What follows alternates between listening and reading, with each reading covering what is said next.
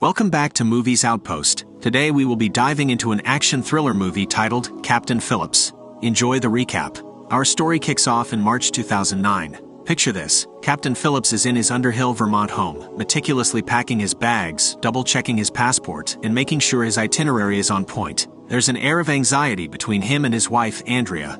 They talk about their kids' futures in a rapidly changing world, reflecting on how much harder it is for the younger generation to land good jobs compared to their own time. Now fast forward to a tearful airport farewell, and Phillips is on his way. Meanwhile, across the globe in Ale, a small coastal settlement in Somalia, a convoy of trucks loaded with local mercenaries arrives, making a scene. Our second protagonist, Abdul Ali Muse, is yanked from his slumber by a young boy. The mercenaries, who work for a warlord named Garad, are peeved. They're demanding the villagers get back out on the sea pronto to scout for ships to hijack.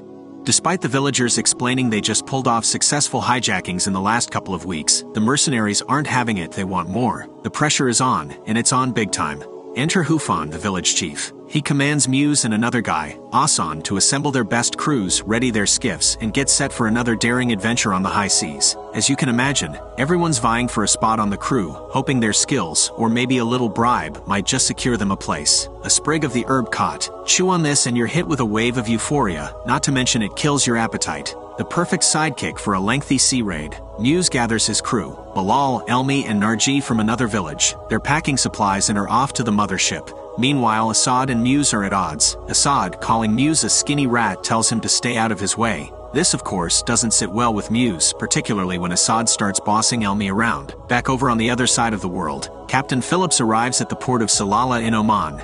He's taking charge of the MV Maersk Alabama, a massive container ship. Shane Murphy, his trusty first mate, fills him in on their sea route and the load they're hauling.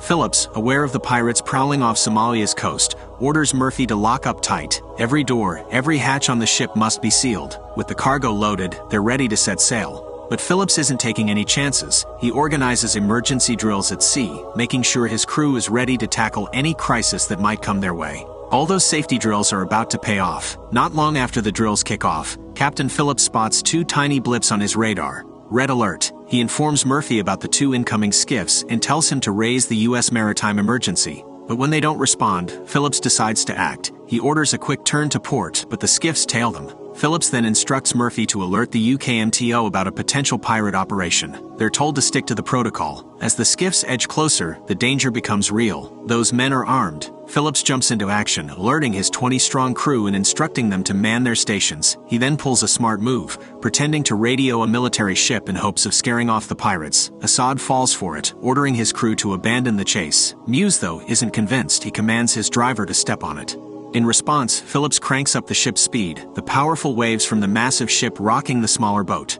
Muse urges Elmi to go full throttle, but soon their engine gives up the ghost. They're stranded, but the day's not over yet. Muse and his crew regroup with their mothership to carry out some urgent repairs. But tension rises, words are thrown, and Assad and Muse's rivalry comes to a head. Assad pulls a gun on Muse, but Muse, with a secret weapon of his own, a hidden wrench, turns the tables and takes down Assad. Not one to give up, Muse seizes Assad's engine and gets back on the chase for the coveted cargo ship. Murphy spots them, alerting Captain Phillips, who immediately rallies the crew, commands evasive maneuvers, and puts in another distress call to UKMTO. Then they let loose the fire hoses, spraying water in all directions.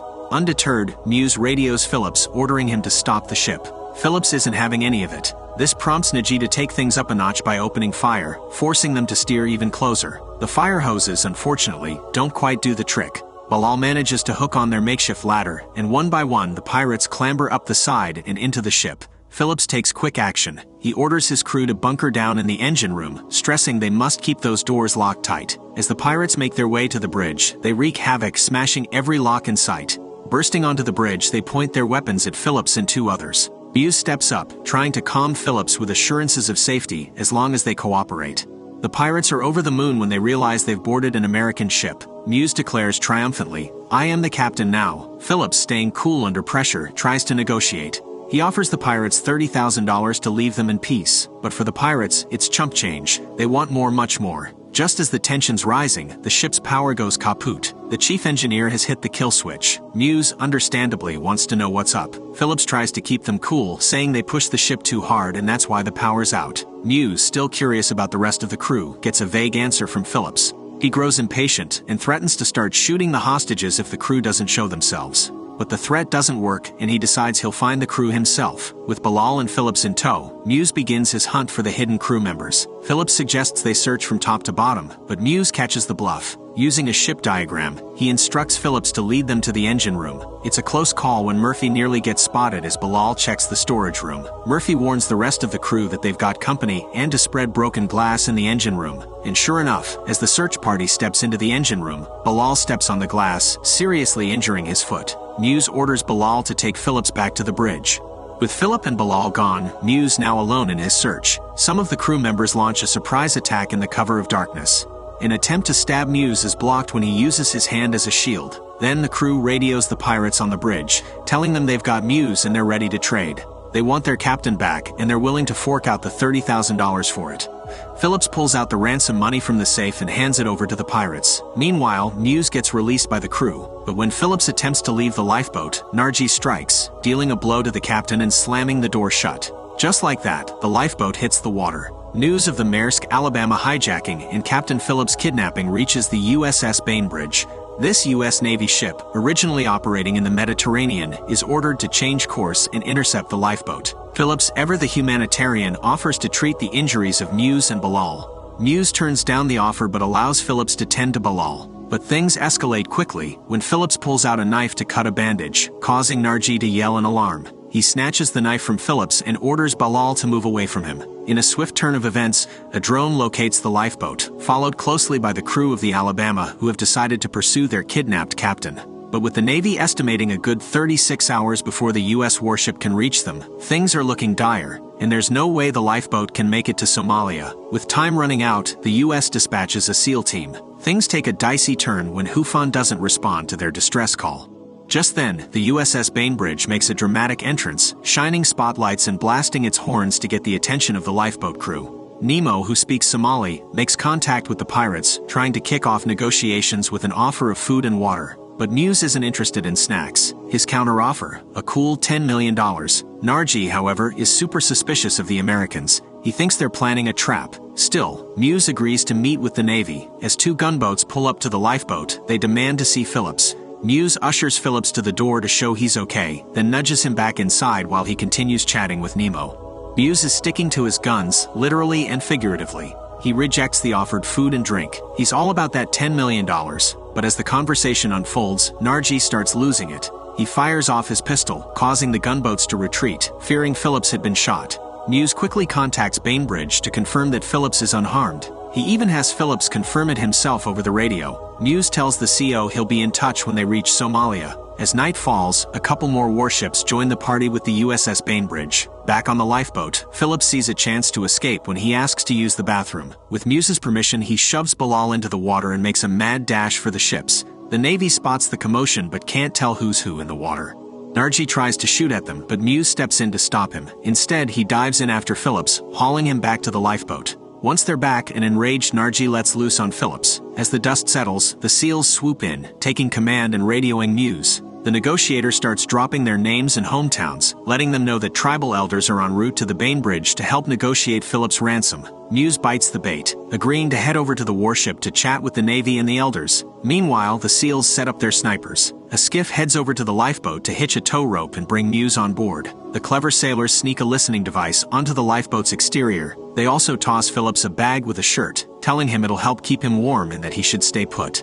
Over on the warship, the SEAL snipers are given the clear mission: find and take out the 3 pirates on the lifeboat. Phillips follows orders, donning his bright yellow shirt as the Bainbridge starts towing the lifeboat. An irritated Narji yells at Phillips to stay still, warning Bilal to shoot Phillips if he dares to move again. As the lifeboat is drawn closer, the snipers struggle to get a verified sighting of all 3 pirates. Meanwhile, Phillips, thinking that the end is near, tries to write a last will to his family, but Narji notices and snatches the materials away. In a fit of rage, Phillips attacks Narji, but with the help of Bilal and Elmi, Naji overpowers him, and they tie him up. Narji, now suspicious, turns on the radio and demands to know about the elders' whereabouts. Realizing the Americans have been deceiving them all along, he prepares to execute Phillips, convinced that they're all doomed anyway.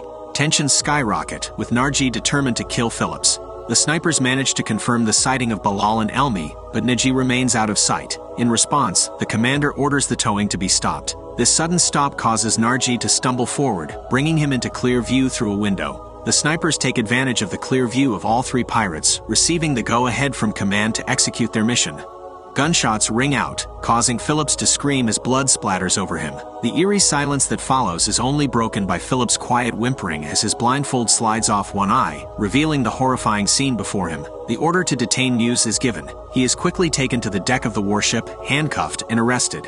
A sinking feeling of defeat washes over Muse as he learns that his crew has been killed and Captain Phillips is safe. The movie concludes with Phillips being brought to the USS Bainbridge, where he is treated by a medic for his injuries.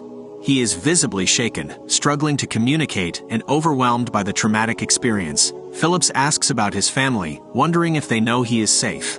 The commanding officer assures him that his family has been notified, and he will be able to speak with them soon. Phillips is reunited with his family as Muse faces the consequences of his actions, charged with piracy and sentenced to 33 years in prison. Captain Phillips returned to the sea the following year, a testament to his dedication and resilience.